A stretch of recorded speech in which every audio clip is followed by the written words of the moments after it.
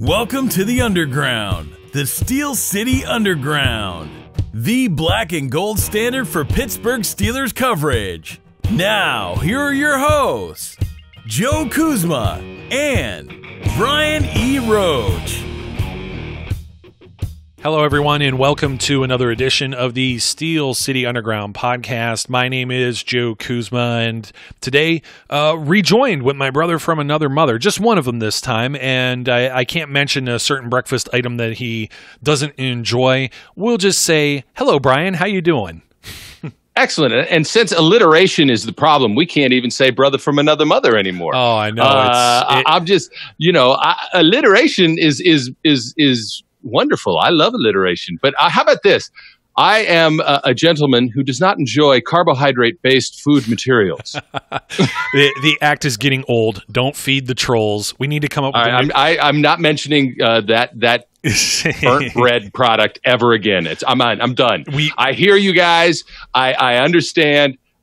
I'm done with it. I promise. We need a new shtick. By the way, you don't realize how many times Brian does these shows. I end up producing them anyways. I'm in the background doing some work, even if I'm not, visually or I guess virtually on the audio end product that you hear. I cut this host to, well, I almost said it. This is he who shall not be named territory now. It's getting close. I cut it out of the show notes. You probably don't even pay attention to it anyways, so I know you hadn't felt offended.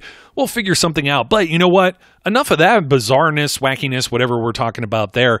It just goes to show that we do pay attention to all of you in the comments, but we actually have an actual special guest today, a very special guest that we want to bring on the show to talk about the draft, to talk about his thoughts with the draft. He is a former draft pick of the Pittsburgh Steelers. In fact, 2003, round 4, 125th overall pick, former cornerback, two-time Super Bowl champion, Ike Taylor. Ike, how are you doing today? I'm good. How you doing?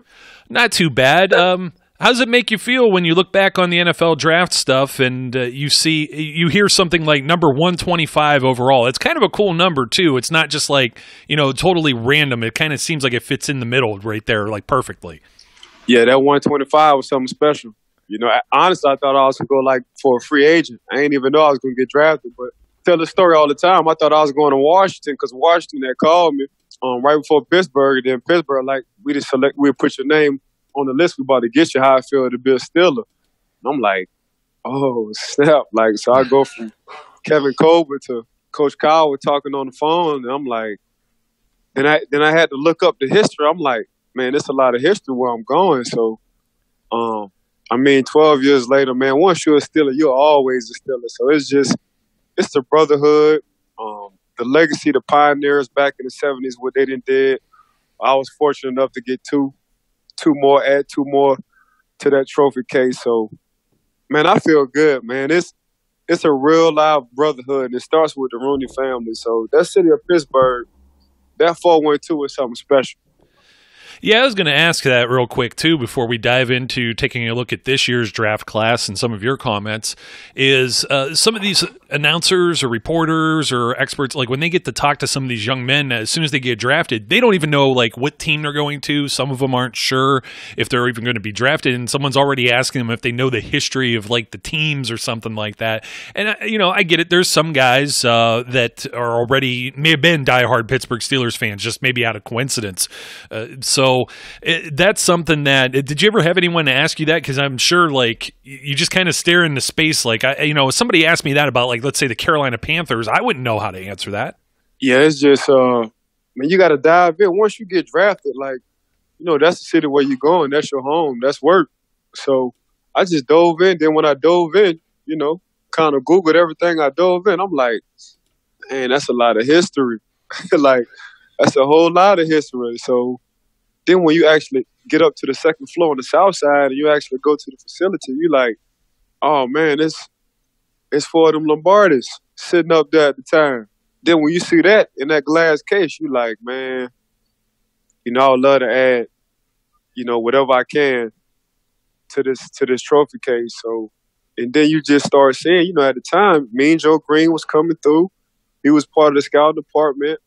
I done seen Franco, Lynn, all them boys, Mel, all them boys came through. So it's like, oh, so these the guys who started all this. And it's like, okay. And then at the same time, you just look at it like, oh, so they still allow them in the building. So it's once you're a Steeler, you always a Steeler. And it's like, yeah, but only these guys, because these guys started. You know, Les Vaughn wound up getting into politics, you know? So it's John Stallworth, man. We can go on and on. Rocky Blythe, Terry Bradshaw, like Franco, like, man, they gotta stop the old Steelers from getting in the Hall of Fame because they had too many. And I'm like, they can't be mad at the organization because they know how to draft.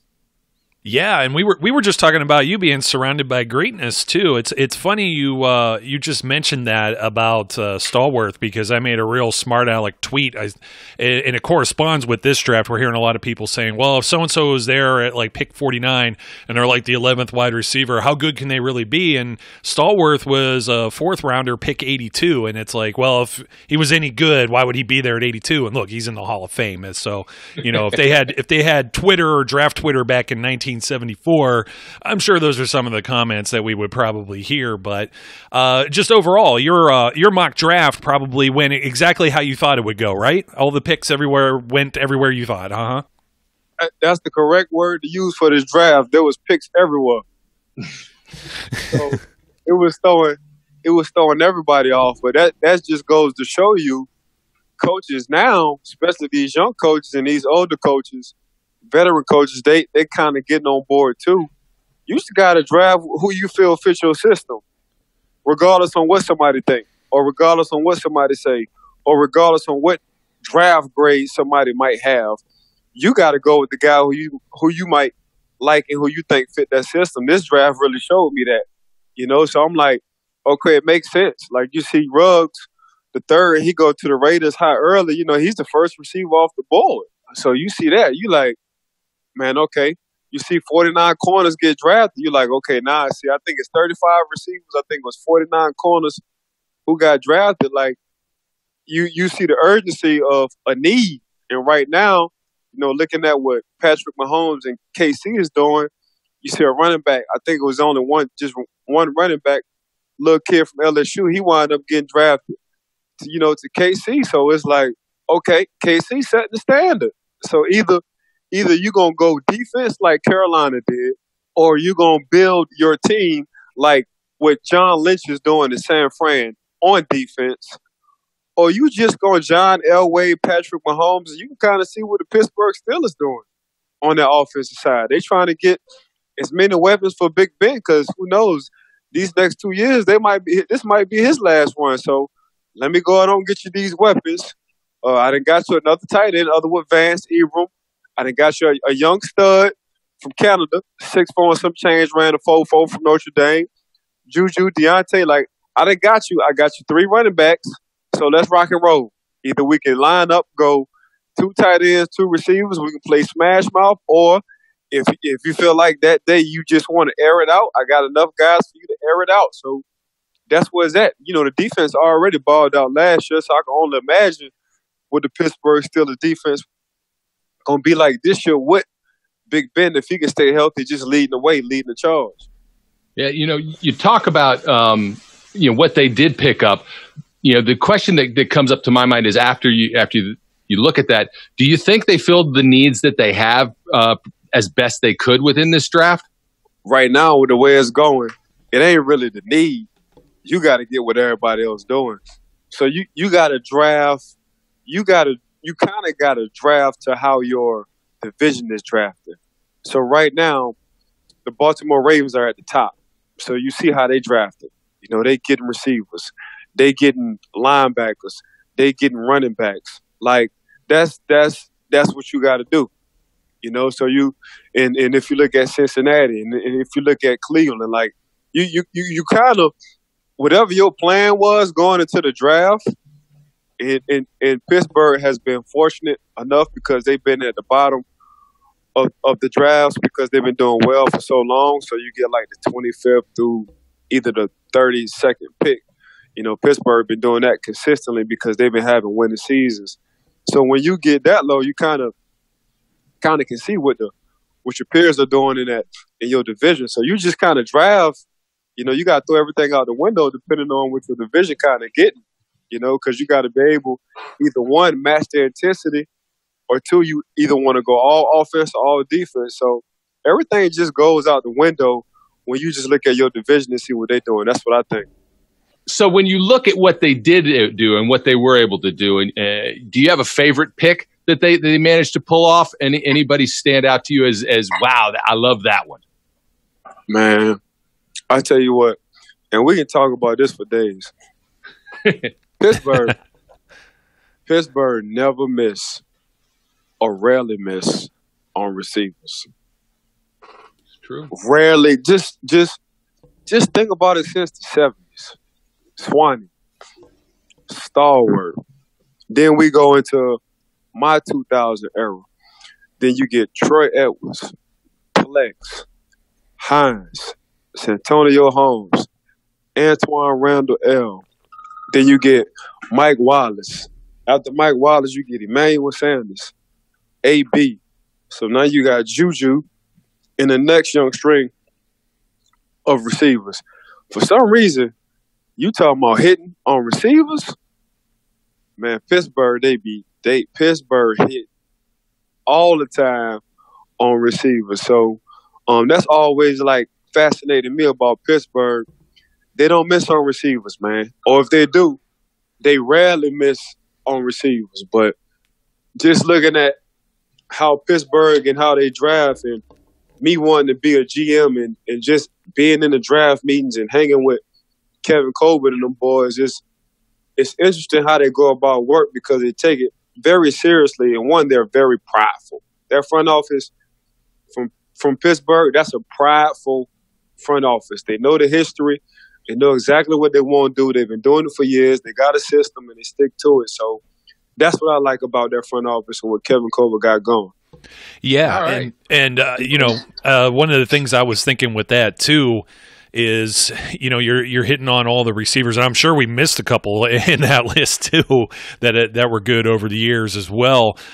Even Hines was a third round receiver too. It's just, I don't think that people necessarily knew, or maybe they weren't aware of just maybe how deep the wide receiver class was this year. They're just purely looking at this from a standpoint of, did you really need a receiver at the 11th guy that was taken at that position at pick 49, et cetera, et cetera, et cetera. And, Chase Claypool comes into this too, being, a big, fast guy that some teams were maybe trying to shove into a role of tight end or something of that nature. So just kind of speak to that a little bit as well, because I think just some of the people, maybe even some of our own listeners, aren't as familiar with him or what kind of talents he brings to the table. You got a guy who plays above the rim. And what I liked about the young buck watching him on tape, not too many receivers won't block. And when you watch him block, he blocked with an attitude. And, just as tackling is to corners, blocking is to receivers. That's a want. You got to want to do it. Because it's something, it's something you're not going to get paid to block. Of course, you're going to get paid to make plays, catch touchdowns, first downs, and, do what you do because you've been doing it all your life. But you gain a respect around the league and your peers and your teammates by blocking. I gained my respect by coming up and tackling, regardless on what size it is. Hines Ward gained the ultimate. Hines Ward and Emmanuel Sanders and Santonio Holmes. They gained the most respect by blocking. And I adored them for that. And with the young kid, what he gonna come in and do? That's the first thing I saw, man. I saw him block. Like when he blocked, he trying to either block you out of bounds or he trying to knock your helmet off. One of the two. Yeah, I mean, I've seen some clips of him, and in fact, I think he tweeted one himself where he said blocking is fun too, and as an ex-O lineman, that's obviously near and dear to my heart.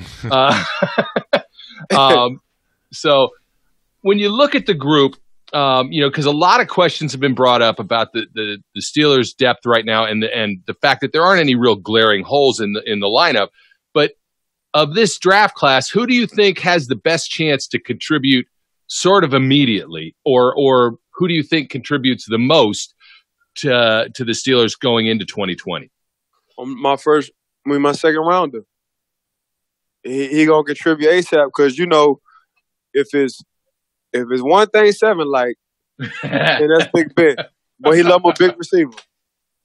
He love because that big receiver is like how tight ends are to quarterbacks. Seven love his big, tall, strong receivers because they can always get him out of jam. The good thing about Antonio Brown when he was there, even though he wasn't big, AB was able to get Seven out the jam so much because he played tall. And at the time, Coach Tomlin always challenged AB, play big. Even though you're short in stature, play big. But to see him actually get a 6'4", 220-something, or 4'4" receiver, a young buck, honestly, Seven can groom him to how he won't groom him. Yeah. He can groom him to however he want that young kid to be, he can do that ASAP. I think that's the first thing he said. The first person that called him after the head coach and the general manager of a teammate was Seven, Big Ben. Yeah. He was the first one to call him. So you already know where they headed down that line. So they ain't going to be nothing but a good pipeline or a turnpike line if you want to come down to Florida, as we would say. But for the most part, man, that's how I'm looking at it. Like, I think he's going to have, because he can always be the third or fourth receiver. So he can always have the mismatch. Because now you got Ebron, a stud tight end. Then you got Vance, a stud tight end.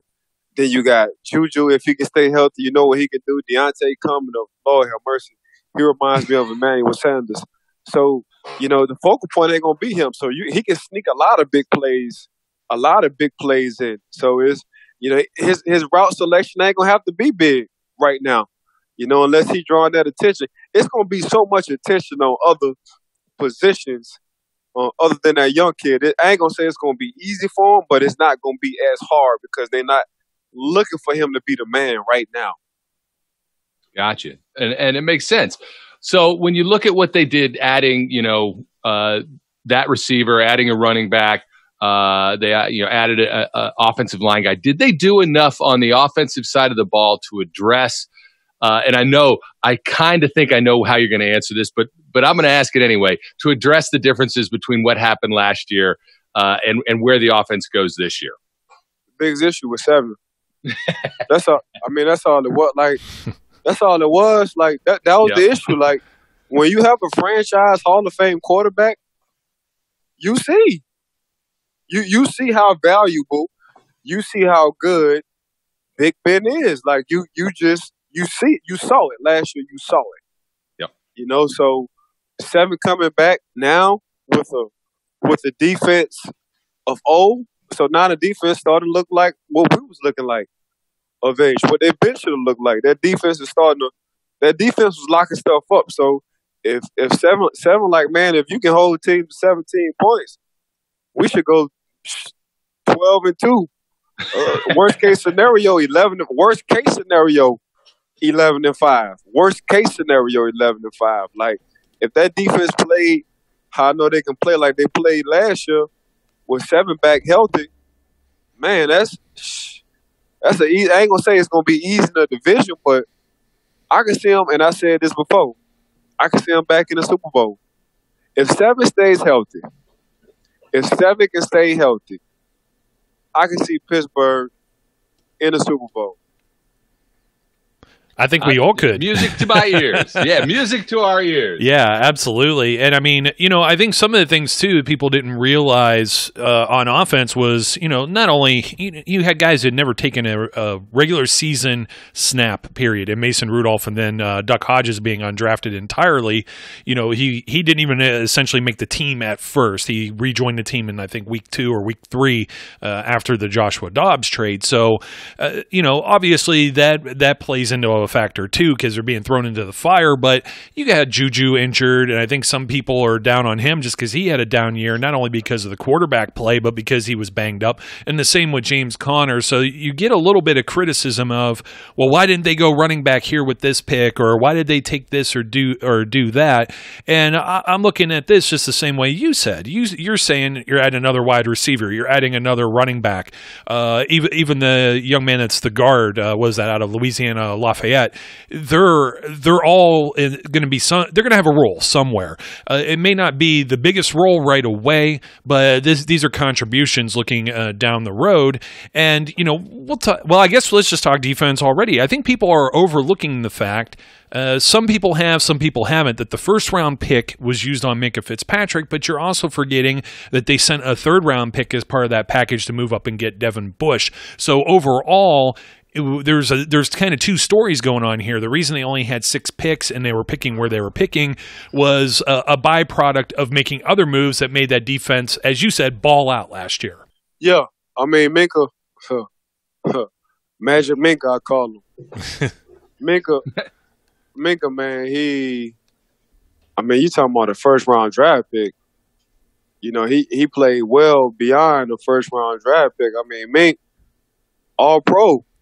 Mink, as soon as Mink stepped into the 412 area code, as soon as he stepped into the facility, then on the field, it's been all business. It's been grateful. It's been a hit. Like Kevin and company and Coach Tomlin, they hit jackpot on that. And usually you don't hit jackpot on trades. You don't usually hit jackpot on trades, especially at that position. Now, maybe if you go defensive lineman, offensive lineman, you can hit jackpot because if you trade, man, usually them guys, they wind up being, Hall of Famers, especially going first round. And then you just talk to the coaches and the teammates. Minkah don't go out. He bought his business like he's a true professional. He's a lunch pile, hard working. He's a yinzer. Like Minkah is a yinzer. So, you saw that as soon as he stepped on the field at Heinz Field. Like the man he took over. And you saw how much of an impact he was, not only to their defense, but to the team. So they hit on that first round draft pick. As far as like defensive wise, I would love to see them play Big Dan more, my defensive tackle. I would love for them to play Big Dan more. Hopefully Big Dan gonna get his shot. But you talking about a strong, powerful D tackle. Big Dan is that answer. I think he really is that answer. You gonna get Tuitt back. Then after Tuitt, you saw what Cam did. Like Cam is just Mr. Consistent, man. It's just he Mr. Consistent, Mr. All Pro, Mr. Pro Bowl, damn near every year. Just Mr. Consistent. Can I tell you what I call him? What? Cam Hayward is a grown ass man. Yeah, and that's real. That's real. So he's been your most consistent Steeler since I left. Consistent, other than Pouncey, the Castro, 7 of course.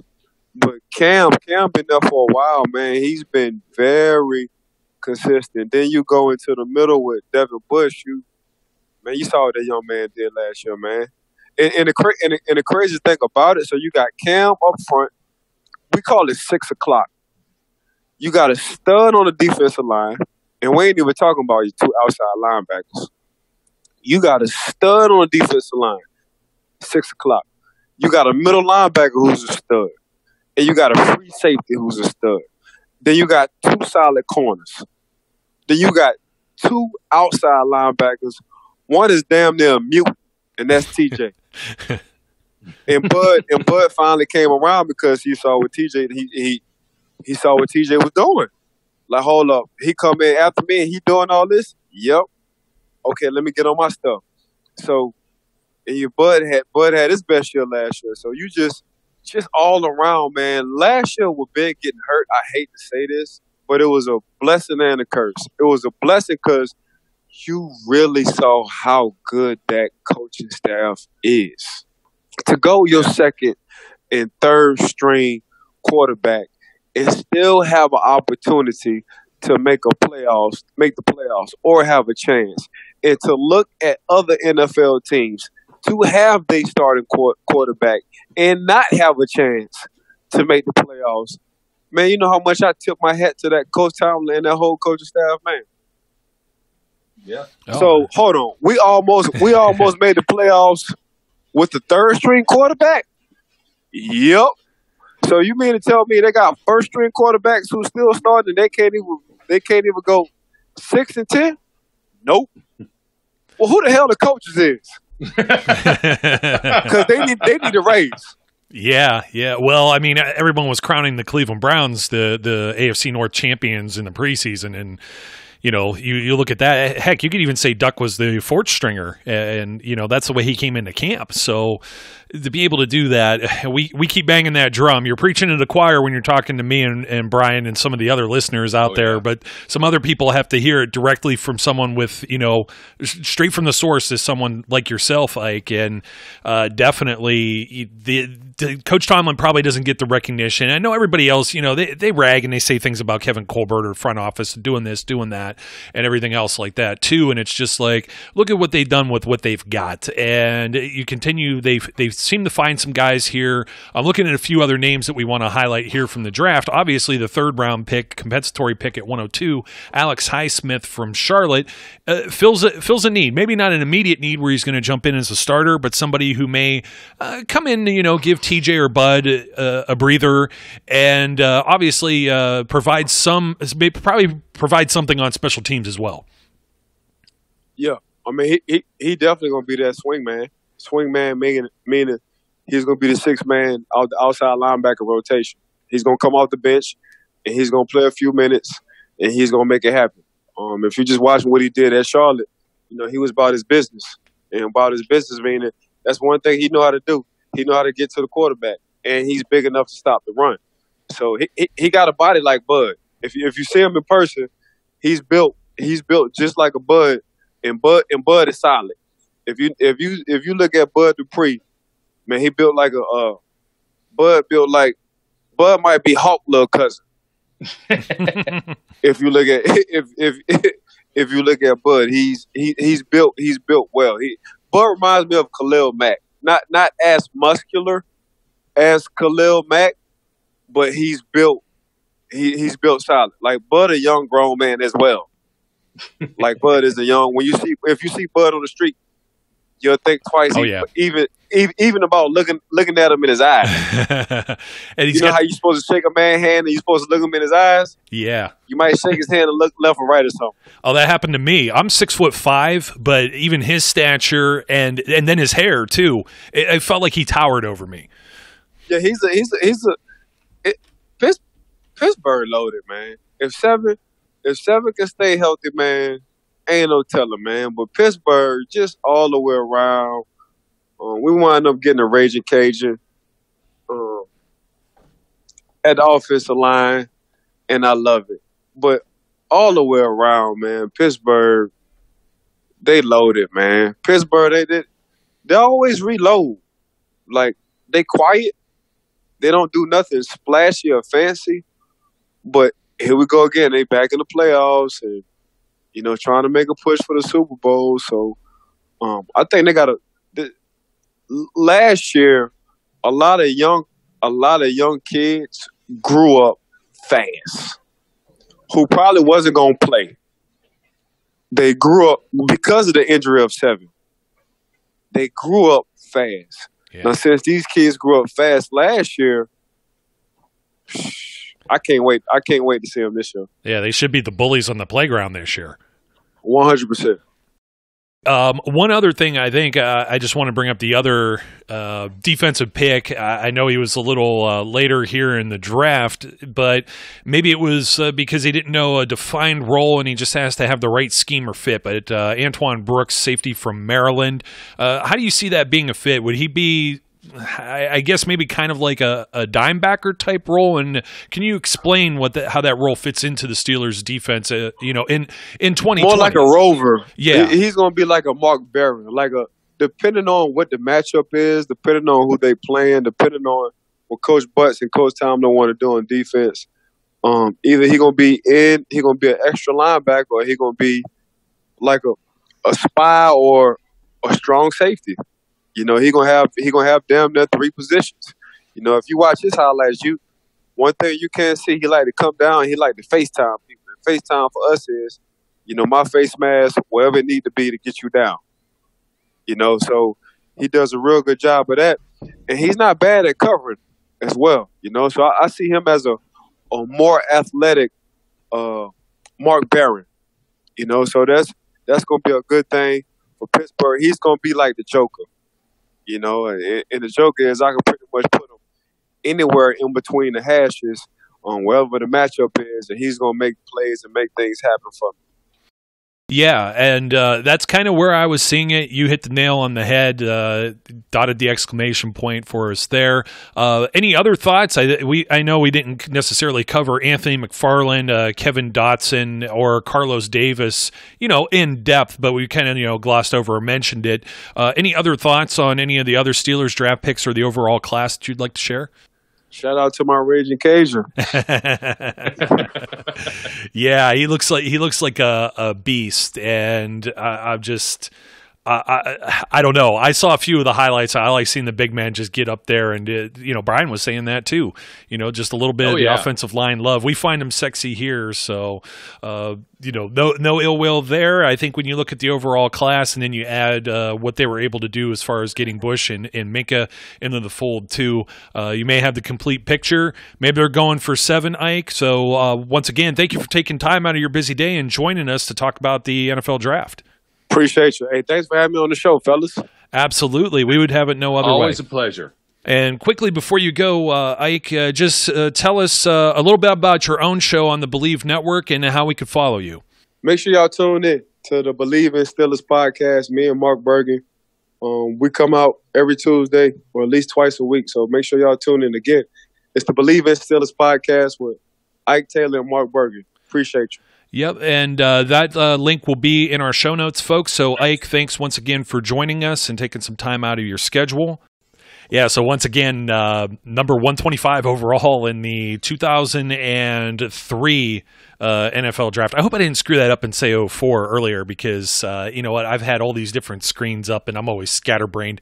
I had, you know, everything 4th round, 24. That always gets to me. But, man, Ike hit like a truck, willing tackler, all those different things. And, you know, he could really speak about some of these guys coming out of the middle rounds, Brian. And, you know, you just said it. You know, he's on a limited schedule. He ping-pongs around everywhere. We're so great to have him here. So gracious. Oh, it's fantastic.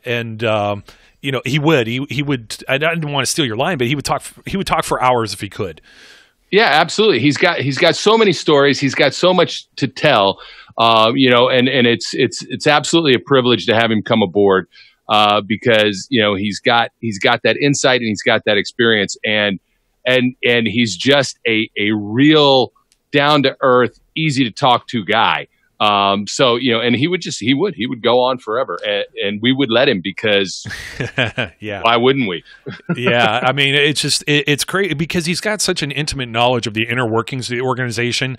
This wasn't a guy who just punched the clock and left the building and only, you know, picked up his helmet and that's all he did. You know what I mean? He hung around, I almost called him the chief, but that wasn't right. With Dan Rooney. Dan Rooney. Yeah. And, you know, everyone with the front office, you heard him there. He was an intern. I mean, there's just so many different things that he's done and is still very intimate with the organization there. So it's very cool to hear about that. And, you know, also his take on, you know, the wide receiver factory, all of the different, everybody that's playing right now. It should get you excited. And I think a lot of people are just sleeping on the Steelers because all they see is, oh, they missed the playoffs the last 2 seasons. Well, what happened over it? There was turmoil at the end of the previous season. You had a guy who sat out, didn't sign his franchise tender. You had a wide receiver not show up or leave early or whatever, demand a trade. How are you replacing these guys? And then, of course, last year's drama with Ben Roethlisberger getting injured and not being able to play and throwing, you know, all these young bucks in head first into the pool, you know, whether it be Mason Rudolph or a Duck Hodges or even your wide receivers like a Deontay Johnson and James Washington getting more playing time and, you know, picking up a Deion Kane here or throwing in a Kareth White there, or Benny Snell licking his chops and getting his first action. I mean, that's what he meant by, you know, there's a lot of young young guys who had to grow up real quick. They're going to have to grow up even quicker now because you had so many guys who got a taste for competition and got some playing time, got some action. Not all of them can be part of that final 53. So if and when we get resuming and we get into like training camp situations, whatever it might be, it may even be closed doors this year for all we know. We don't know with all the coronavirus stuff that's going on, the pandemic stuff. But, Roger Goodell, they're planning from the onset here, business as usual, at least with the regular season. Starting on time, everything like that. They really pushed through, did a heck of a job, Brian, with the NFL draft. I think, was that the invention is the mother of necessity. And that's exactly what happened here. We got to see some things that were pretty darn cool with the NFL draft that hadn't been tried before, that they said, well, hey, you know what?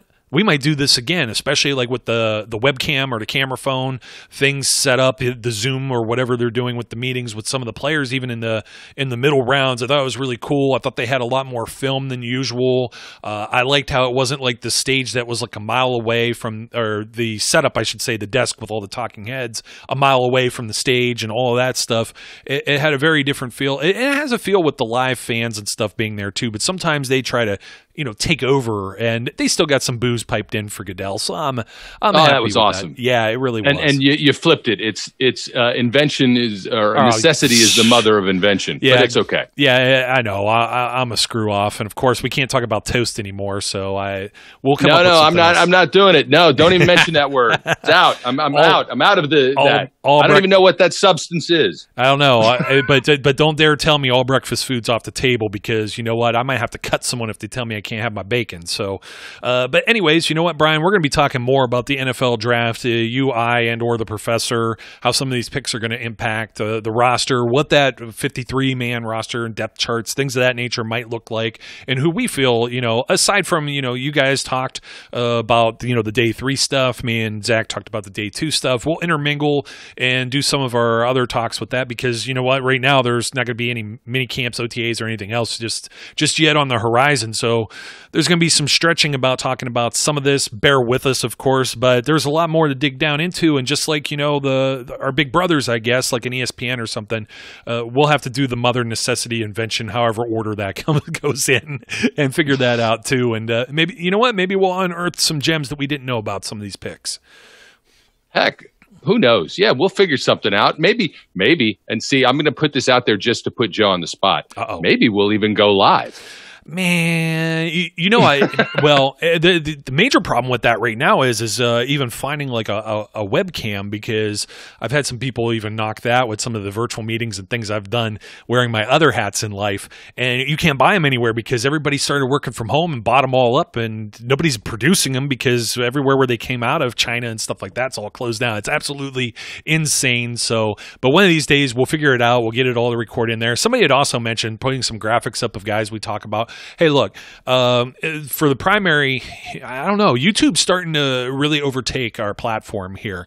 And for the longest time, we were an audio only kind of deal. So these are things we are looking at. So definitely send us some of your suggestions. And the other thing is just time, folks. There's no disrespect here. We would love to make this a fully functional, $1 million looking product as part of the video, but bear with us as those things start to come, because there's only so much time in a day and only so much time that we have in order to, put into this show. Maybe that's something we'll eventually look at too, with like a Patreon or some type of thing like that too. So we can give somebody, maybe we can give some of our fans for pledging whatever, some bonus or premium level or platinum content. But, we aren't shilling anything like that. And speaking of shilling, I'd be remiss if I don't mention this before we sign off.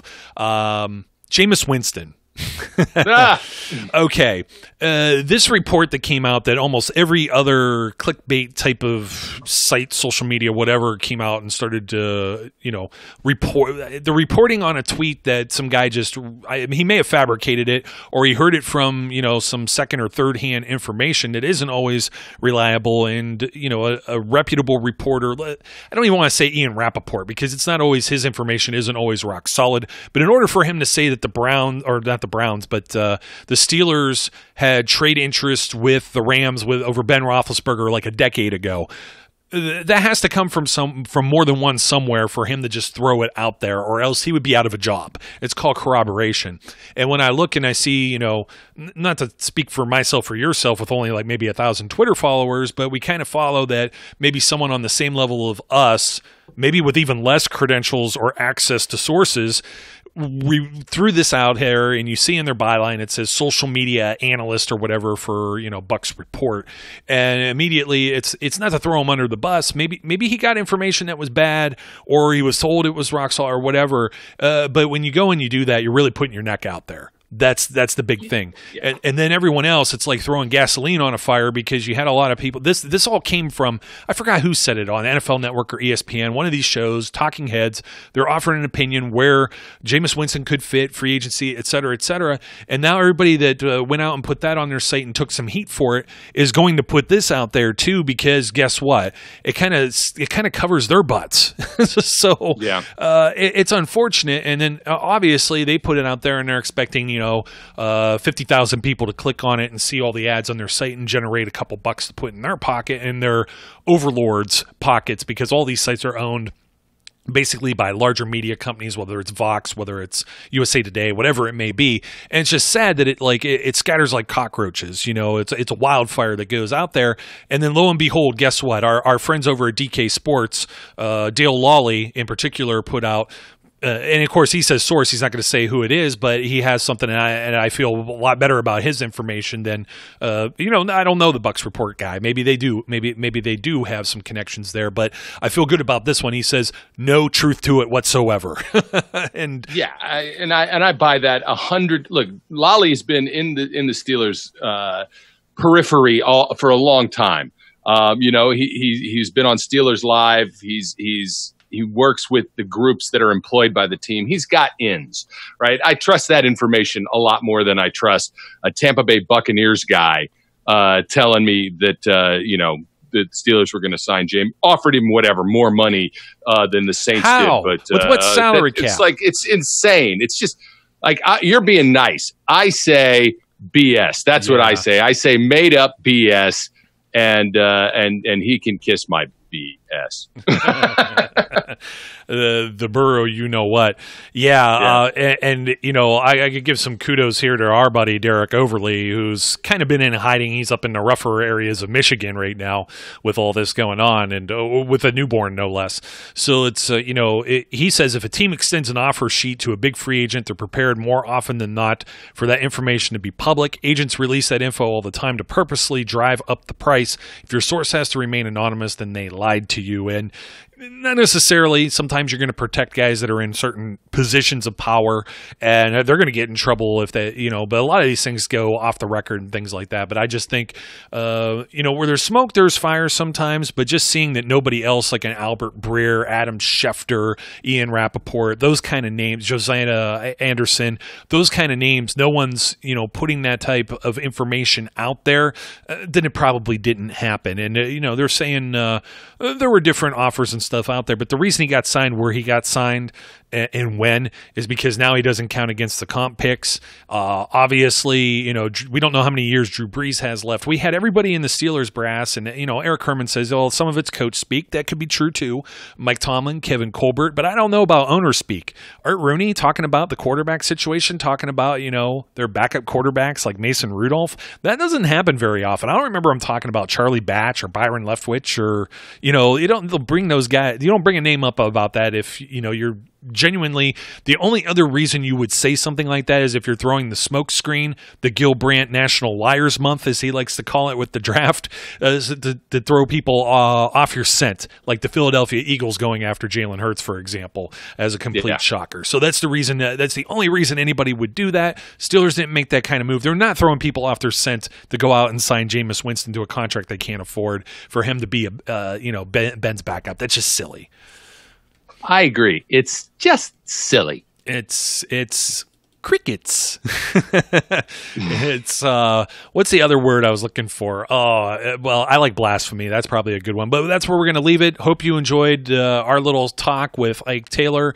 More stuff coming up here in the very near future with all of us here at Steel City Underground. And for everyone else out there, don't forget to like, comment, and subscribe. My name's Joe. His name's Brian. Don't mention toast. Until next time, we encourage everyone out there to be safe, be good, and we'll talk to you later. We would like to thank you for listening and remind our listeners to follow us on social media and our website, www.steelcityunderground.com.